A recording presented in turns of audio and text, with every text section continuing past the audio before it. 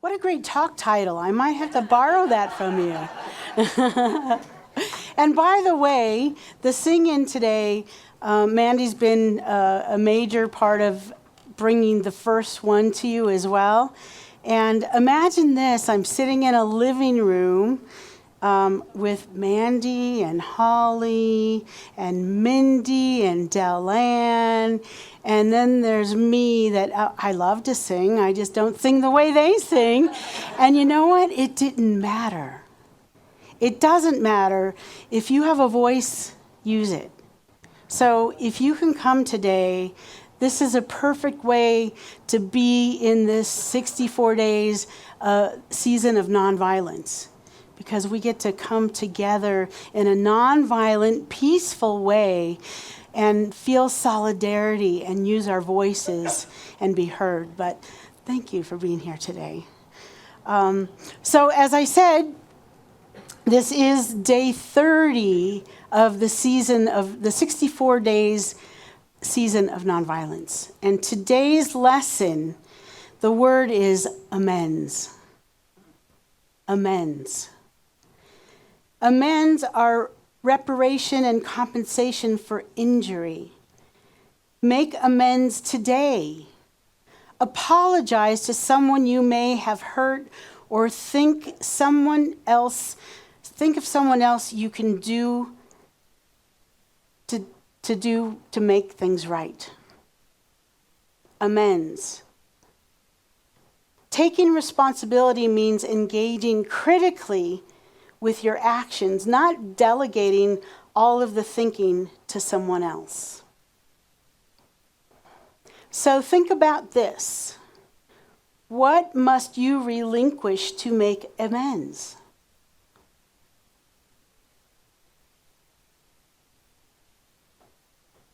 And here's the invitation for an action. What is something else you have done or participated in that you could make amends for? Ooh. Maybe it was when you were a kid. Maybe it was yesterday. I don't know. Take the first step in making amends. So, here we are, March. Happy March. The topic this month you heard is what if, and I'll be explaining those sheets that were on your chairs when you came in. Give me a moment, we'll get there. And today, the power of the world of pure imagination. And I love that because I remember as a kid how easy it was to imagine. I remember I lived in California when I was really young, and I got the blessing of going to Disneyland. And after I went once, I used to lay in my bed and remember going to Disneyland. Maybe that's why I had that dream, Rick. I had a dream with Rick and Shemaine. We were at an amusement park, but anyway. I used to lay in my bed and imagine being on the rides. And it felt so good.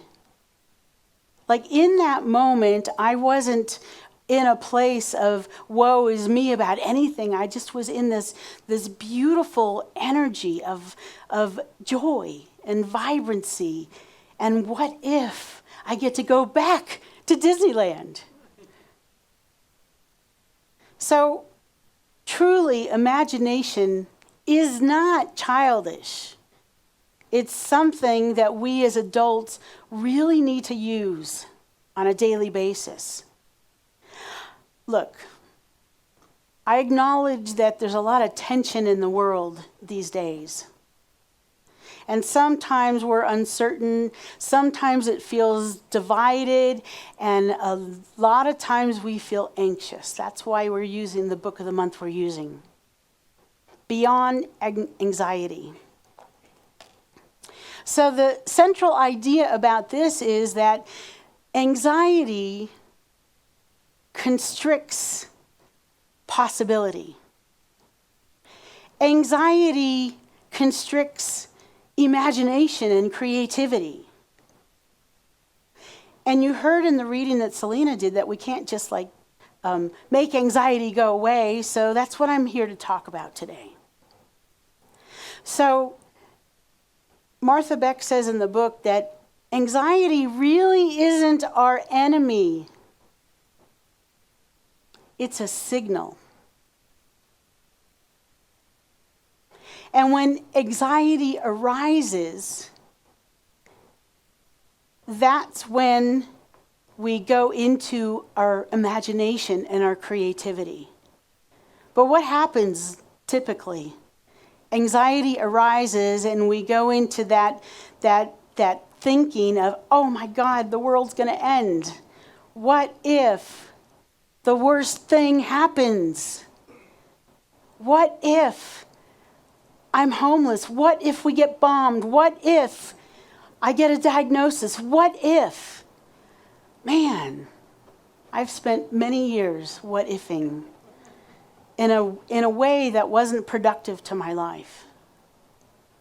So I'm really happy to talk about what if in this particular way. So the other what ifs that I've had in my life that stopped me were, what if I fail? What if I just don't do good at this thing? What if I'm too old? What if things fall apart? We all have our what ifs. But I want to switch it up. What if we move from a fear-based what if to a what if the best thing possible is ready to happen right here and right now? See, the same imagination that what ifs disasters is the same imagination that can what if a transformation. We have what we need already, you guys. It's right here. So, Selena read this. I'm going to read this again from the book of the month. Anxiety can't just be ended. It must be replaced. To live with joy and optimism instead of constant worry, we don't just need to subtract our troubles. We need to use our brains differently. We need practices that guide our thinking into new habitual pathways, new modes of perceiving and relating to the world. Before I go into the handout and how I want you to work with that, I want to talk about someone in this room. And that's Mark. Mark had his kidney replacement, and he's here with us in person. And we talked before service, and he said to me, first of all, he thanked me and the practitioners for keeping him in prayer.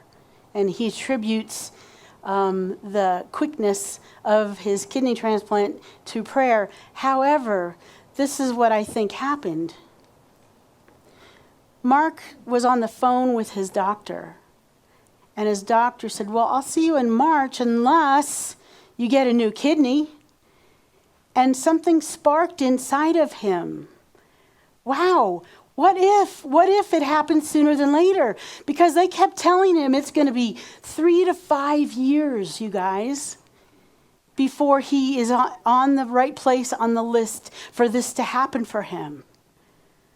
But he went somewhere else. What if this could happen for me? What if that doctor is right?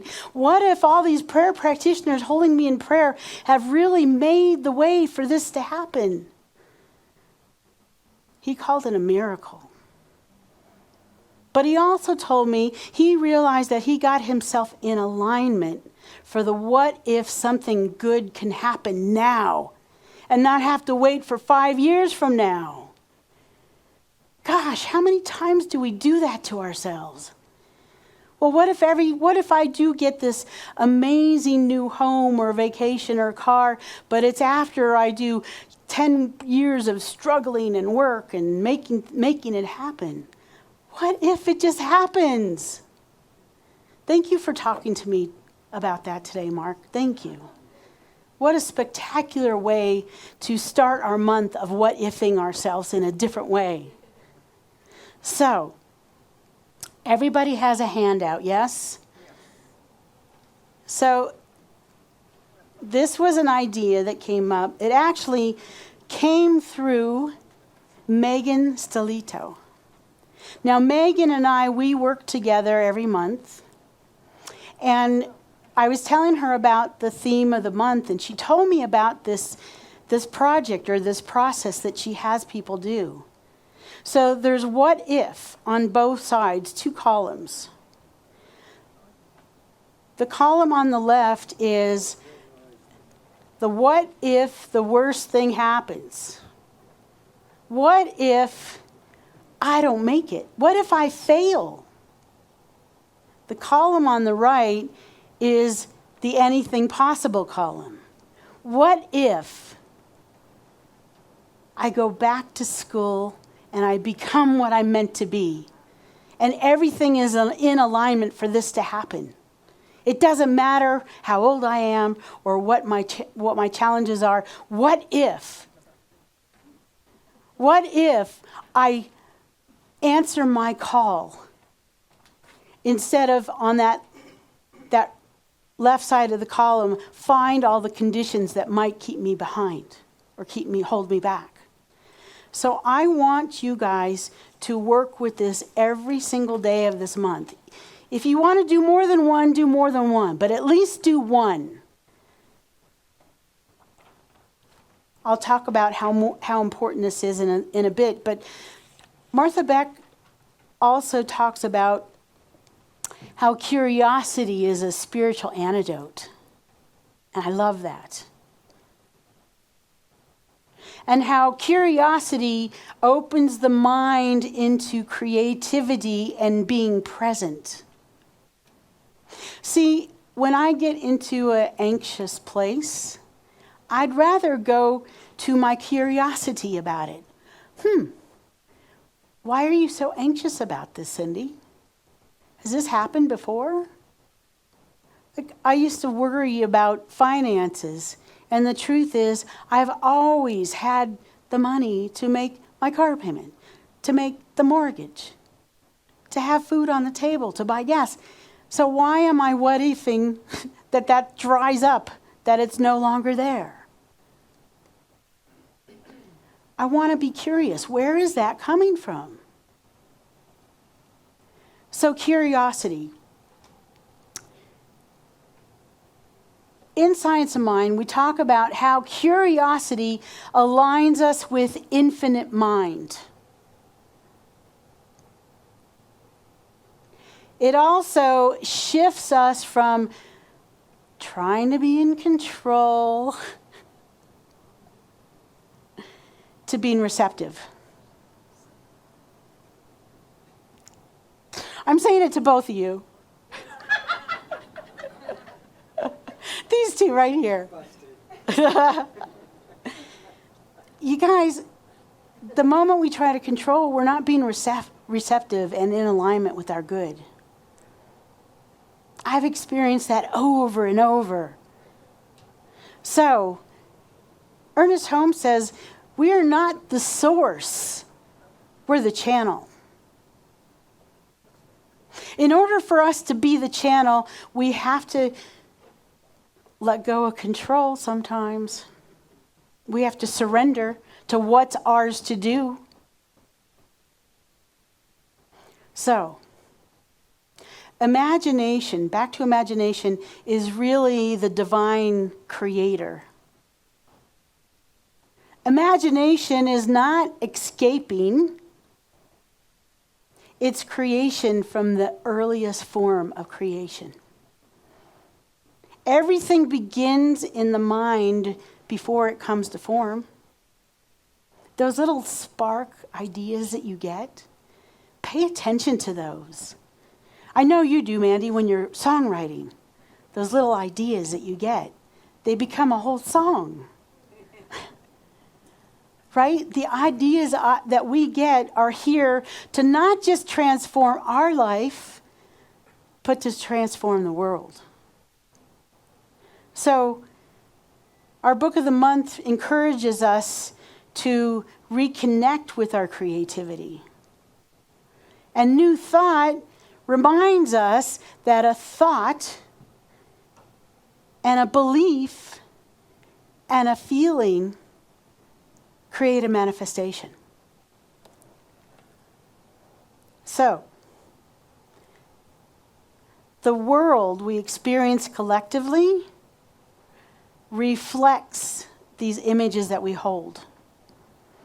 So again, I said this last week, it kind of sucks when you look at there and you don't like what you're seeing, because we have to do our work.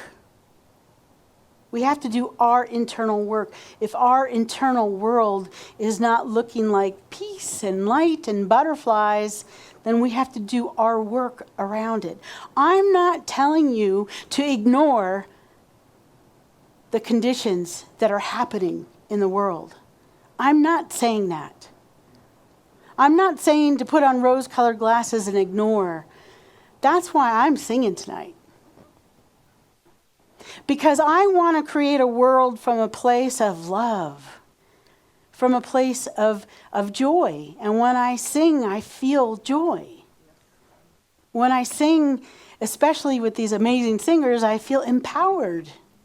I even feel kind of in key when I sing with them, or more in key.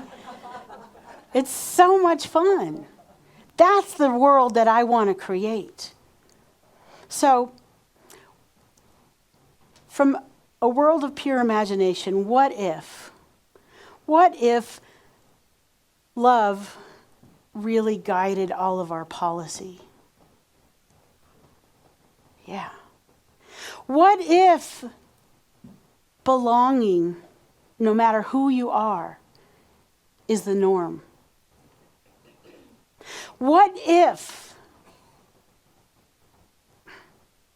justice and compassion were not opposites? They were hand in hand. So I want to ask you to close your eyes just for a second here.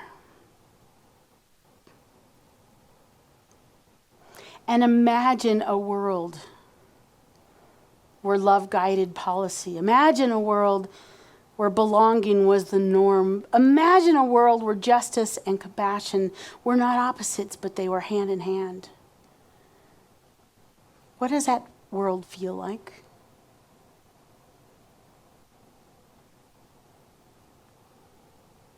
How do people treat each other?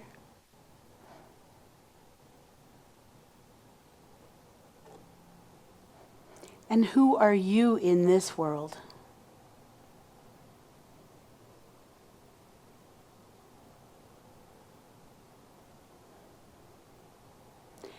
So I want to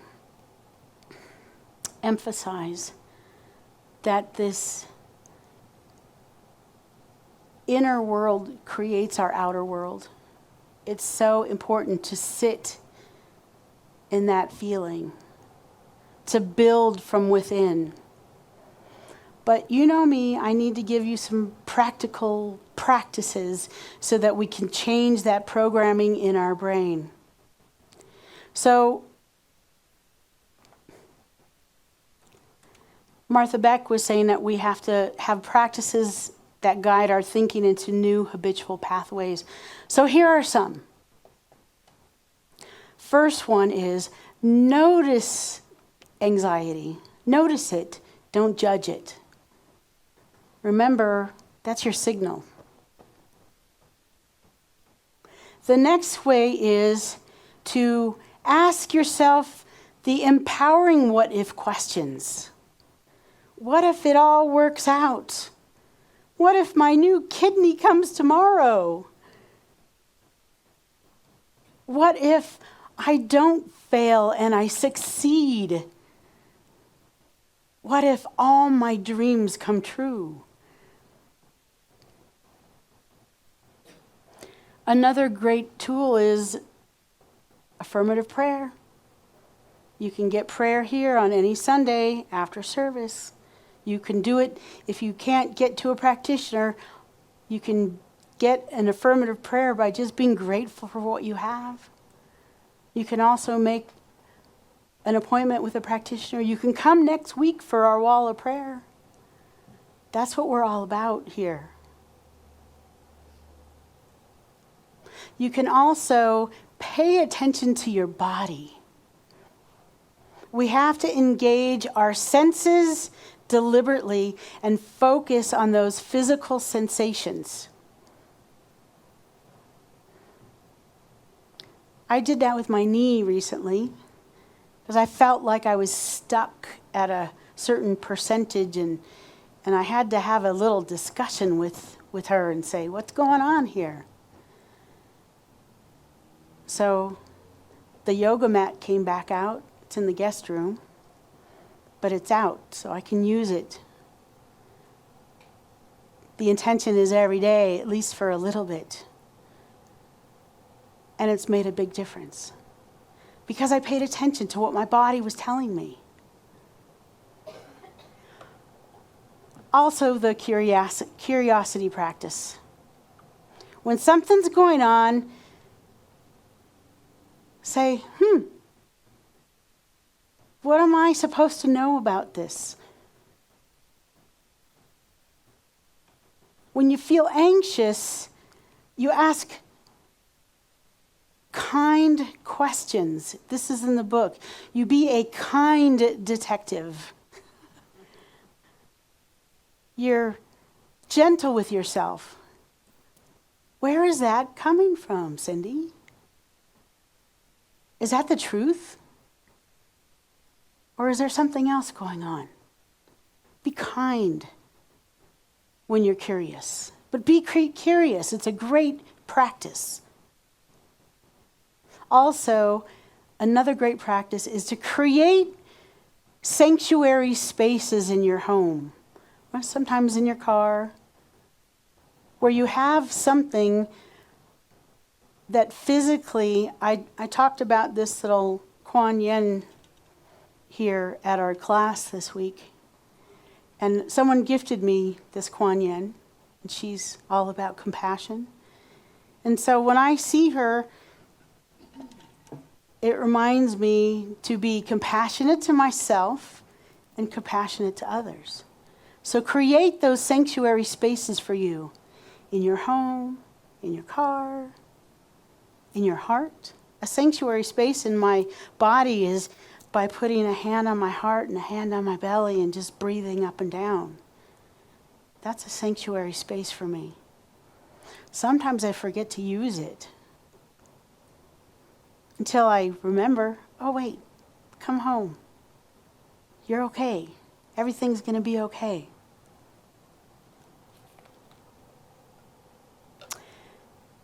The last one I have for you is embracing the I don't know. I don't know. You don't always know. The way you do that is you let go of having to be in control and certain about every step you take. I've talked about this with a few people, and that is, since I've been here for 3 years, one of the things I really wanted to manifest or have happen for our center was a sacred activism ministry. And we've done some things, and people are always interested, but you know what? How it's happening now? Through the singing resistance. It's not necessarily through Center for Spiritual Living, although I am sure there's going to be plenty of people from the center there today, and we will have our own pod from that group. But the how and the why and the where and the when didn't matter to me. What mattered to me was having sacred activism be a part of my life and my community's life. So, these practices will help reframe it in your brain, moving away from habitual anxiety toward creativity, connection, and being present in the moment. So I'm going to end with this. When I work on talks, they're with me all week long. And earlier in the week, I got an email from something called TUT. Some of you might know it. It's a note from the universe. And TUT sent me this week. I had to giggle because I was like, well, isn't that perfect? It said, what if you're actually an ancient gladiator of love and joy who agreed to visit Earth during these primitive years to spark some new thinking, share a few smiles, and help others live deliberately as they discover they too are as awesome as you. Let's pray. And actually, my prayer is a little bit different today. It comes from a beautiful teacher and practitioner named Cynthia James. This is a prayer for the Middle East. How grateful I am for holy presence, source of life beyond every name, every nation, every border. We hold the Middle East in sacred light, the mothers and fathers, children waking to sirens, the elders who have seen too many wars, the young who deserve futures filled with possibilities and not fear. Wrap every trembling heart in protection, guide the innocent, shield the vulnerable. Comfort those who have lost homes, loved ones, or hope.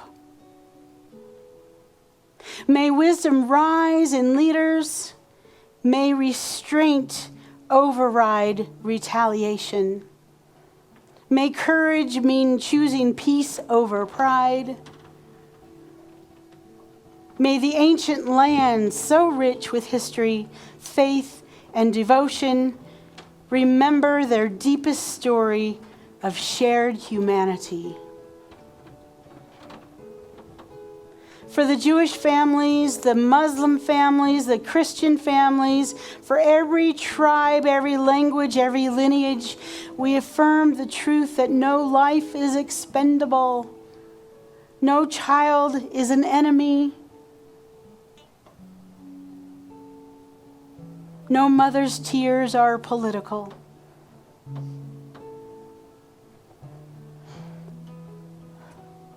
Where there is hatred, breathe understanding. Where there is vengeance, plant compassion. Where there is despair, ignite a fierce and tender hope. Strengthen aid workers, guide peacemakers, soften hardened hearts, interrupt violence before it spreads. May humanity awaken. May love prove stronger than fear. May peace, real, lasting, just be peace rooted in the soil of this sacred region and for the world. And may every soul there feel, even now, that they are not forgotten, as we are all connected. And together we say, and so it is. Amen.